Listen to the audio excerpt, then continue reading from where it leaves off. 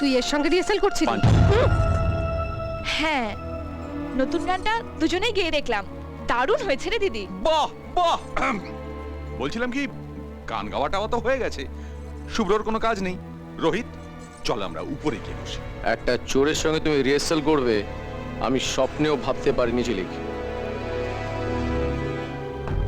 তোমার মতো একটা গড গিফটেড গলার যেখানে চর্চা হয়, সেখানে কোথাকার কি একটা মুরগি চোর যে কাল তোমার আমার বাড়িতে ঢুকে চুরি করতে পারে, সে শুধু এ বাড়িতে ঢুকলো না, তোমার রিহার্সাল রুমে চলে এলো। এরপর তো কোনদিন বাড়ি ফাঁকা দেখে তোমার বেডরুমেও ঢুকে যাবে।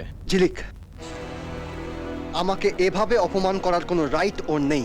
চুপ! রাইট? তোমার মতো ছেলেকে অপমান করতে রাইট লাগে না।